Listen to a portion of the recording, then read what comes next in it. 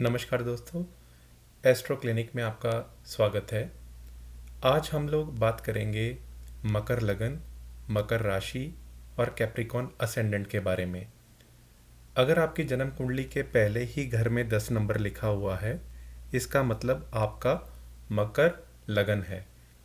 और आपकी जन्म कुंडली में जहाँ चंद्रमा विराजमान है, अगर वहाँ 10 नंबर लिखा हुआ है तो आपकी मकर राशि है।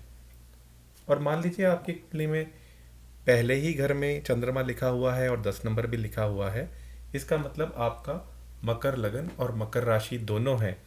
यानी आज मैं जो भी बातें बताऊंगा उसमें और बल आ जाएगा। दोस्तों, इस लगन और राशि के मालिक होते हैं शनिदेव।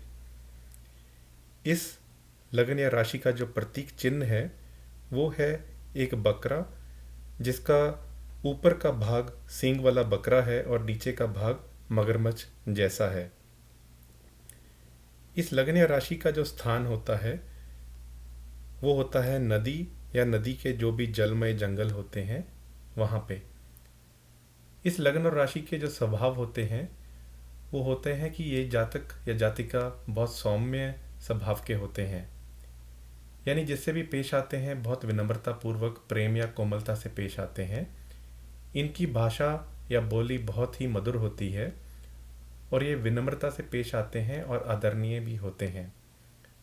इनका स्वभाव ऐसा है कि कोई अच्छा कार्य विनम्रता पूर्वक होगा तो अच्छा रहेगा, अगर हिंसक तरीके से या ज़बरदस्ती किया जाए तो वो अच्छा नहीं होगा।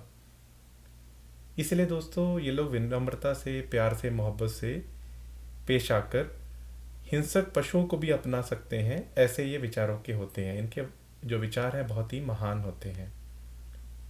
वहीं ये लोग सभ्य होते हैं और ये सोचते हैं कि अगर कोई इंसान विनम्र होगा तभी वो यश प्राप्त करेगा और वही तरक्की की सीढ़ियाँ चढ़ पाएगा। इसका ज्ञान इन राशि के जातकों में होता है। इन्हें ये भी मालूम है, जैसे हमारा देश है भारत देश, कि कैसे नॉन वायलेंस यूज़ करके या नॉन वायलेंस से ही हमने देश में आज़ादी जीती है। दोस्तों, कभी कभार ये लोग लाभ प्राप्त भी करते हैं लेकिन उसे खो भी देते हैं। लेकिन तब भी ये लोग सोचते हैं कि कार्य ना शुभ है ना अशुभ है। धन सुख आदि इनके नसीब में होता है और धन या पैसा कमाने के लिए ये कोई भी तरीका अपना लेते हैं। लेकिन कभी भी ये लोग गलत तरीके से धन प्राप्त नहीं करते। इन्हें पता होता है कि जैसे बिजनेस में नफ़ा कमाना है, नौकरी में अच्छी तनख्वाह मिले या अच्छी पोस्ट प्राप्त हो, तो इनको ये चीज़ें अच्छी लगती हैं और इसमें ये लोग काफ़ी कार्यरत रहते हैं। दोस्तों, इनको अच्छा खाना पीना, रहन सहन या भोग विलास ये चीज़ें पसंद होती हैं। लेकिन ज़रूरत से ज़्यादा भोग विलास भी इनको पसंद नहीं होता।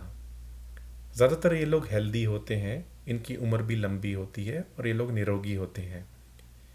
ये यहाँ तक मानते हैं कि अगर डॉक्टरों के पास जाना हो तो उससे टाइम भी ख़राब होगा, पैसे भी ख़राब होंगे। उससे बेटर है अपनी हेल्थ को वैसे ही अच्छा रखें। इनके विनम्र स्वभाव की वजह से कभी कभार इनको दर दर की ठोकरें भी खानी पड़ते हैं, लेकिन यानी लाइफ में दिक्कतें भी आती हैं, लेकिन ये लोग फेस कर लेते हैं। कोई भी कठिनाई हो उसको ये लोग उठा लेते हैं और ये जानते हैं कि फाइनली हम लोग सक्सेसफुल होंगे। ये जानते हैं कि हार के बाद ही जीत है। दोस्तों, ऐसा लगा लीजिए अगर आपका बुरा समय चल रहा हो तो उसमें घबराने की क्या ज़रूरत है, क्योंकि आने वाला टाइम तो अच्छा ही होगा। ऑलरेडी बुरा चल रहा है, इससे बुरा क्या होगा। तो ये लोग ये हमेशा जानते हैं कि लाइफ में दिक्कतें चल रही हैं तो कोई बात नहीं, आगे चल के सब ठीक हो जाएगा। ये लोग कभी भी हिम्मत नहीं हारते।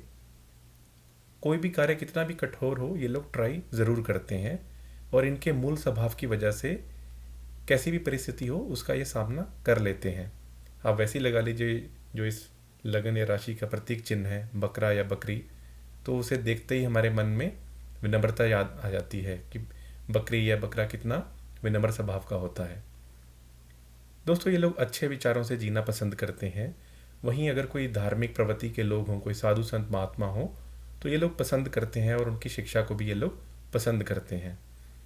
अगर ये खुद पूजा पाठ ना भी करें, लेकिन उन ऐसे धार्मिक लोगों की कंपनी को ये लोग लाइक करते हैं। और उनके विचारों को अपने जीवन में जोड़ते भी हैं।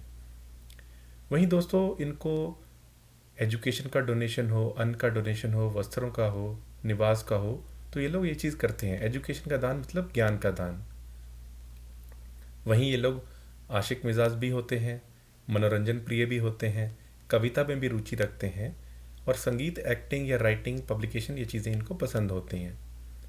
ये लोग बहुत साहसी होते हैं, चतुर भी होते हैं, और पॉलिटिकल एडवाइज़र का काम भी कर सकते हैं क्योंकि इनको कूटनीतियाँ पता होती हैं। वहीं दोस्तों इनका दिमाग शांत होने की वजह से एडमिनिस्ट्रेशन में या डिप्लोमेसी में ये लोग एक्सेल कर सकते हैं। अगर हम ओवरऑल बात करें तो संयम, गंभीर, शांत, सहनशील, ये सब चीज़ें इनको बहुत पसंद होती हैं।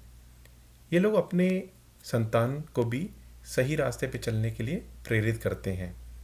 फैमिली लाइफ ज़्यादातर इनकी अच्छी होती है क्योंकि ये लोग समझदारी से पेश आते हैं।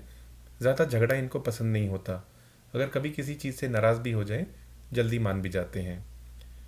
वहीं अगर हम वर्ण की बात करें तो ये बिजनेस वर्ण के होते हैं। इनको लाभ प्राप्ति की ओर हमेशा प्रेरित रहते हैं। अगर ये जॉब भी करें तो साइड बिजनेस करने के बारे में भी सोचते हैं। दोस्तों इस लगन और राशि का जो तत्व है ये पृथ्वी तत्व है, इसलिए ये लोग सरल स्वभाव के होते हैं, ईजिली माफ़ भी कर देते हैं क्योंकि ये लोग उदार स्वभाव के होते हैं। वहीं हम लिंग की बात करें तो ये स्त्रीलिंग राशि या लगन होता है, इसलिए इनको गुस्सा कम आता है। स्थिरता की बात करें तो ये अस्थिर होते हैं, इसलिए निर्णय लेने में बहुत टाइम लगाते हैं और उस पर स्थिर नहीं रहते। स्वभाव चंचल होता है इनका, यानी अगर ये जॉब भी कहीं पे करें तो सोचते हैं कहीं और मूव कर जाएंगे तो बेटर रहेगा। दोस्तों अगर आपकी लगन या राशि मकर है तो आपको गाइडेंस ऐसे लोगों से लेनी चाहिए जो लोग सक्सेसफुल हों और वो आपको सही रास्ते पे चलने के लिए प्रेरित करें। ऐसे मेंटोर्स को आपको चुनना चाहिए जो आपको गाइड करें, ताकि लाइफ में इम्पोर्टेंट फैसले अगर आप लेते हैं तो सोच समझ कर ही लें। अगर हम हेल्थ की बात करें तो ये गॉड गिफ्टेड बहुत हेल्दी होते हैं और इनका फोकस होता है अच्छा खाना पीना, एक्सरसाइज करना, योगा करना, इवनिंग वॉक हो या मॉर्निंग वॉक हो। ये बिलीव करते हैं कि यही बेस्ट मेडिसिन है। जैसा मैंने पहले बताया कि डॉक्टर्स के पास जाना, ये समझते हैं हमारा टाइम भी ख़राब हो रहा है, पैसा भी ख़राब हो रहा है, इसलिए बेटर है अपनी हेल्थ को अच्छा रखो। इम्यूनिटी इनकी इन जनरल अच्छी होती है। अगर हम जॉब की बात करें तो राइटिंग का क्षेत्र हो, कोई भी एडिटर हो, एक्टिंग हो, स्टैंड अप कॉमेडियन हो, सिंगिंग, भूमि का लाभ हो, यानी मान लीजिए प्लॉट खरीदा, उसको कंस्ट्रक्ट किया, फिर उसको बेच दिया, उसमें इनको विशेष अवस्था मिलती है। वहीं खेती की चीज़ें होती हैं जैसे फल उगाना, फूल उगाना, ग्रीन वेजिटेबल्स हुए, या अपनी कोई गार्डनिंग की का शौक़ रखना या उसी को बिज़नेस बना लेना, वो भी इनको बहुत सूट करता है। ये लोग पोल्ट्री फार्म भी खोल सकते हैं, जो खाद की चीज़ें होती हैं, मैन्योर, उसका भी काम कर सकते हैं। वहीं कॉटन को उगाना या उससे आगे कपड़े बनते हैं, उस बिज़नेस में भी ये लोग अच्छा पैसा कमा सकते हैं। वहीं इनको किताबें पढ़ना यानी नॉवेल्स लिखना या पढ़ना वो भी पसंद होता है, पेंटिंग भी पसंद होती है।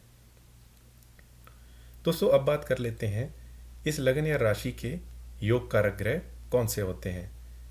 अगर आप डायरेक्टली इस वीडियो पे आ गए हैं तो मेरा आपसे रिक्वेस्ट है कि आप पहले 1 नंबर वीडियो से देखना शुरू करें, सो दैट अभी जो मैं बातें बताऊंगा वो आपको समझना आसान होगा।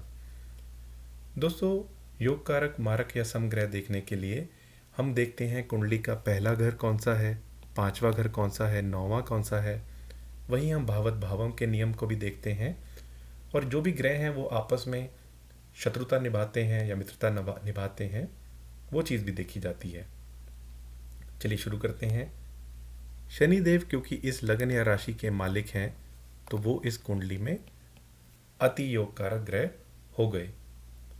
वहीं दोस्तों अगर हम बात करें शुक्रदेव की, तो शुक्रदेव को एक घर मिला है 5वां और दूसरा घर मिला है 10वां। तो क्योंकि 5वां घर उनको मिला और 10वां घर वैसे भी नौकरी का होता है, तो शुक्रदेव भी इस कुंडली में अति योग कारक ग्रह हो गए। अब दोस्तों बात कर लेते हैं 9वें घर की। तो बुध देव को एक तो 9वां घर मिला और दूसरा उनको घर मिला 6ठा। तो क्योंकि उनको 9वां घर मिल गया इसलिए उनको 6ठे घर का दोष नहीं लगता, तो इसलिए बुध देव भी इस कुंडली के अति योग कारक ग्रह बन गए। दोस्तों अब बात कर लेते हैं इस कुंडली के समग्रह के बारे में। तो मंगल देव को इस कुंडली का चौथा घर मिला, जो कि सुख सुविधा, वाहन, माता का स्थान होता है, और वहीं उनको 11वां घर मिला जो कि लाभ स्थान होता है।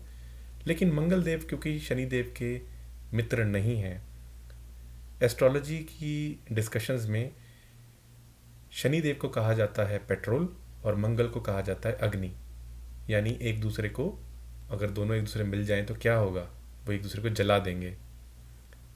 तो दोस्तों मंगल देव को कोई घर अच्छे मिले हैं, लेकिन वो शनिदेव के मित्र नहीं हैं, इसलिए वो सम की श्रेणी में आ गए। यानी उनकी प्लेसमेंट से हम ये बता सकते हैं कि उनका कैसा रिजल्ट मिलेगा। अब दोस्तों बात कर लेते हैं कुंडली के मारक ग्रहों के बारे में। तो इसलिए इसके लिए कुंडली का छठा, 8वां और 12वां घर देखा जाता है, और ये भी देखा जाता है कि वो ग्रह शनिदेव से, या मान लीजिए जो लगन का मालिक है, उसके साथ शत्रुता निभाता है या मित्रता। तो दोस्तों सबसे पहले हम 8वें घर की बात कर लेते हैं। तो सूर्य देव को 8वां घर मिला, जो कि हमारी आयु का घर होता है, मृत्यु का घर होता है, मृत्यु तो ले कष्ट का होता है, लाइफ में आ रही अड़चनों का होता है। और वैसे ही शनिदेव और सूर्यदेव की आपस में बनती नहीं है, क्योंकि सूर्य से सबसे परे भी यही है, और शनिदेव डार्कनेस रिप्रेजेंट करते हैं और सूर्यदेव रोशनी। तो इसलिए सूर्यदेव इस कुंडली के लिए अति मारक ग्रह की श्रेणी में आ गए। दोस्तों अब बात कर लेते हैं चंद्रदेव के बारे में। तो चंद्रदेव जो है वो 7वें घर के मालिक हैं, जो कि सामान्य मारक स्थान तो होता ही है, और वहीं ये भी सूर्य की तरह चंद्रमा और शनि आपस में शत्रुता निभाते हैं। तो इसलिए चंद्रदेव भी इस कुंडली के मारक ग्रह हो गए। वहीं दोस्तों बात कर लेते हैं बृहस्पति देव को।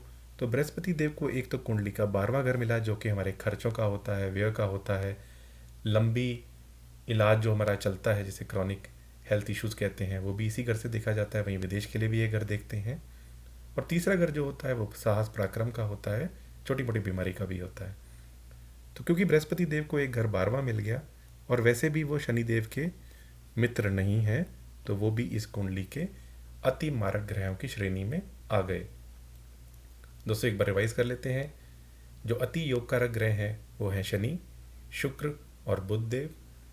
जो सम ग्रह हैं वो है मंगल देव, और वहीं जो अति मारक ग्रह हो गए वो हो गए सूर्यदेव, चंद्रदेव और बृहस्पति देव। दोस्तों अब बात कर लेते हैं कि इस लगन या राशि के लोगों को कौन से ग्रहों की पूजा करनी चाहिए। तो शनिदेव के लिए आप ओम नमः शिवाय कर सकते हैं। वहीं शुक्रदेव के लिए आप जिसको भी कुल देवी मानते हैं, या माँ दुर्गा की पूजा कर सकते हैं, माँ लक्ष्मी की पूजा कर सकते हैं, दुर्गा सप्तशती भी कर सकते हैं। वहीं बुध देव के लिए आप गणेश चालीसा कर सकते हैं, गणेश आरती कर सकते हैं। वैसे ये बताया जाता है कि जो गणेश आरती होती है वो डेली की जा सकती है, और गणेश चालीसा स्पेशली आप वेडनेसडे को कर सकते हैं। दोस्तों अब बात कर लेते हैं कि इस लगन या राशि के लोगों को कौन से कलर के कपड़े, या मान लीजिए बेडशीट हो गई, गाड़ी हो गई, या कर्टेंस हो गए, कौन से कलर का ज़्यादा से ज़्यादा यूज़ करना चाहिए, कौन से कलर अवॉइड करने चाहिए। तो दोस्तों इनको ब्लू कलर, वाइट कलर और ग्रीन कलर ये बहुत सूट करता है, इसका ज़्यादा से ज़्यादा प्रयोग करना चाहिए। और वहीं अगर हम बात करें तो येलो और रेड इनको अवॉइड करने चाहिए। तो दोस्तों आज आपने जाना मकर लगन, मकर राशि या कैप्रिकॉर्न असेंडेंट के लोगों के क्या स्वभाव होते हैं। वहीं इस लगन या राशि की कुंडली के कौन से योग कारक सम या मारक ग्रह होते हैं, कौन से ग्रहों की पूजा करनी चाहिए, और कौन से कलर के कपड़े पहनने पसंद करने चाहिए और कौन से अवॉइड करने चाहिए। दोस्तों अगर आपको वीडियो अच्छा लगा तो इसको लाइक कर दीजिए। अगर आपने मेरा चैनल अभी तक सब्सक्राइब नहीं किया तो इसको सब्सक्राइब कर लीजिए। अगर आपके कोई भी प्रश्न है इस लगन या राशि से रिलेटेड, आप दिए गए कमेंट बॉक्स में लिख सकते हैं। और अगर आपको ये वीडियो अच्छा लगा तो आप अपने दोस्तों और अपने मित्रों के साथ शेयर कर सकते हैं। अगर आपकी जन्म कुंडली विश्लेषण कराने की इच्छा है तो आप दिए गए नंबर पर संपर्क कर सकते हैं। दोस्तों आज के लिए इतना ही। आपका बहुत बहुत आभार।